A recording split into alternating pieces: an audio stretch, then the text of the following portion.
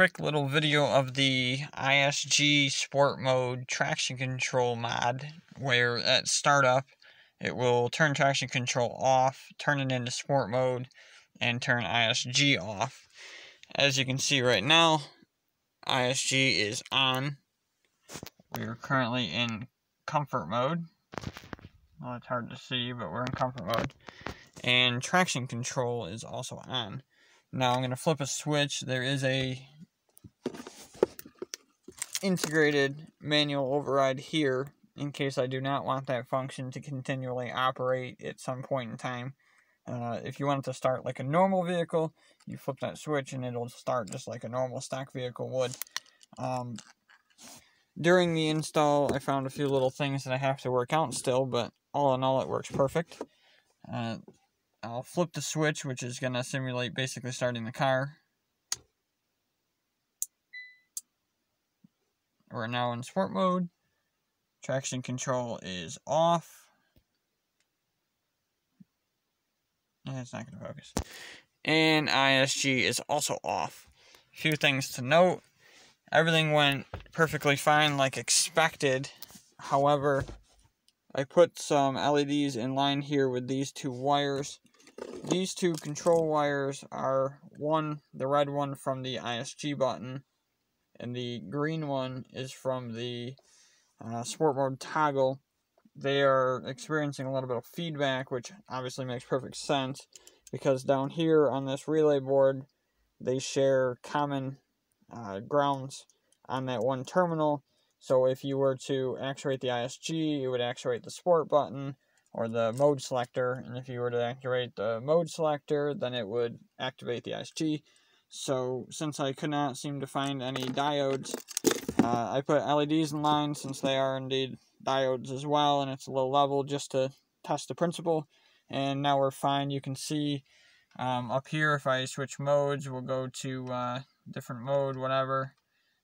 It has no effect on ISG. ISG is still off.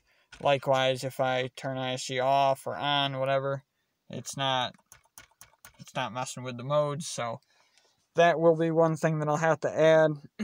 I'll have to get some diodes in. But other than that, install looks a little complex. This is the control module here, super simple. You do have to do a little bit of programming in it, which I did a little video on. It's I used a 2-channel relay board. Technically speaking, you don't need a 2-channel, you only need a 1-channel if you are deciding to do just the ISG in sport mode. If you wanted to add traction control like I did, you will need a 2 module, because the traction control talks on a different, it's not pulling it to ground, it's more of a computer signal, so you need to isolate that out. However, the other 2 are not, so you can just hook those into the 1 channel. All you're doing is this timer waits 2 seconds once the car power turns on, and then after 2 seconds it runs the relays for 1 second. The 1 second acts the same as if you were to push the ISG button, push the sport mode button, and touch the traction control button. It's the exact same function. We're not trying to trick can or anything like that in terms of disabling settings or anything. Everything's still perfectly normal. It just literally is you pushing the button, but without having to. And then after that, it just sits in idle. It doesn't do anything. It's only on when the car is on. The only slight downside, which I don't really think is an issue, is if you go from accessory to starting the car. Although I have not 100% tested it yet, because the car is still in the garage from winter. If you go from accessory to start, it's a possibility that it will not re-trigger the clock, because the clock is actuated by the power drawn from this console, which starts when you do accessory. And in order for that trigger to reactivate, it has to lose power and then regain power. It is possible that that split moment when you push the start button, that the system will reset, drop power, and then come back on, which will then cause it to reset. But I think most people are just going to start the car, get in, start the car, and go on with their day and not be sitting there in accessory mode before they start and go off. But just a note, if you decided to do this, few wires to get at, just to keep them down as a note. You can always ask later. There is a... Alright, so the button, this little module here, the park button, auto hold, traction control. If you look right under there, there's a harness. You can unplug it. Just make sure the car's off, or you'll get the stupid parking brake warning. It goes away if you just plug it back in with the car off and then turn it back on. In there is a yellow wire with a white line. There's only one. Can't get it wrong. That is your one wire for the traction control. The other one is light green. There are two light green wires. One is light green with a black line. So, not the one with the black line. You're looking for just the light green wire. That is the other one. I tapped that one down here, further down this harness. Come on, focus. After this connector here, these wire colors are not the same. You need to do them on this side. This short little piggy tail portion here. So, don't be looking for a light green wire over here. You need to do it on this side. Anything after the blue, fair game. Don't mess with it. In terms of sport mode, it is this yellow wire. Let's see if I can get this stupid-ass camera to the focus. It is that yellow wire with the green line. Again, there's only one of them, so hard to screw that up. The yellow wire with the green line is for the clockwise rotation of the knob. So, if you want it counterclockwise, it is the other wire that is right next to it. This one right here, I think it's green with blue. Yeah, green with blue. If you wanted to go counterclockwise, what is that?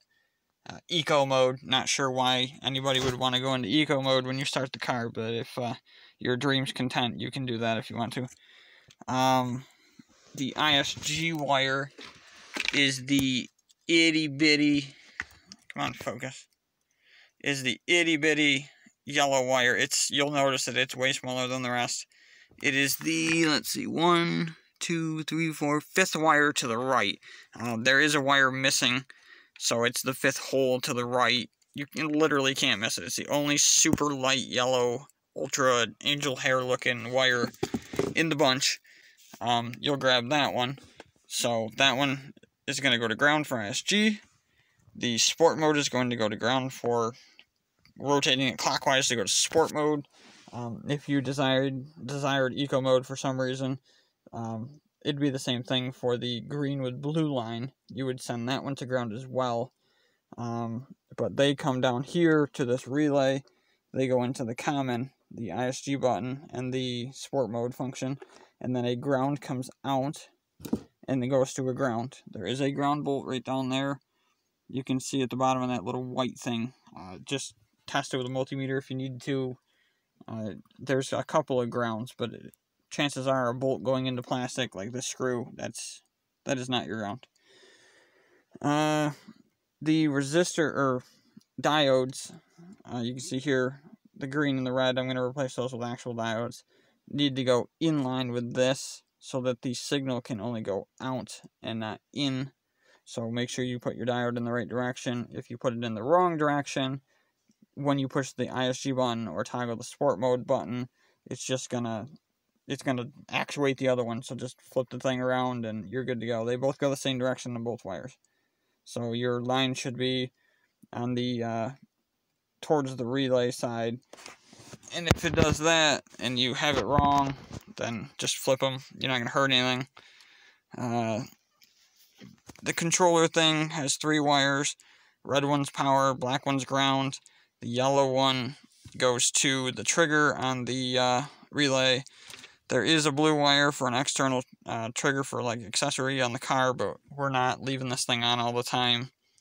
White and green are program wires. You can find that program online. If this camera would stop doing its focus crap. You can find the programming online. I can explain it a little bit here.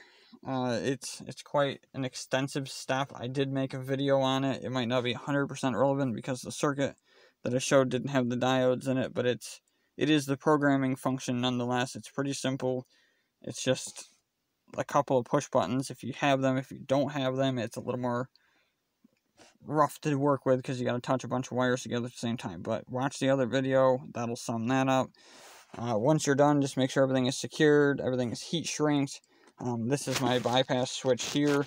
It's just a switch in between the ground so that if I want to disable it entirely, make the car act like normal, take it into a dealership, which I would never do, I can do so.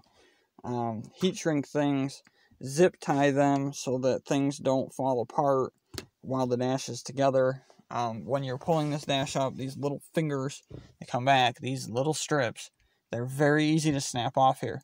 So be very careful. If you reach around the outside edges with your fingernails and pull up nice and even, they pop right up pretty easy. So just be careful with that. My old car, I snapped that one clean off, so it's not a great thing.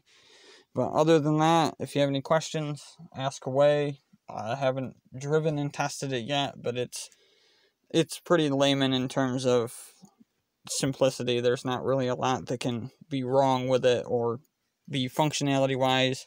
There's no computer hacking, there's no CAN bus trickery. It's literally you pushing the button with your finger. We're just doing it with a stupid computer instead. So if you have any questions, let me know.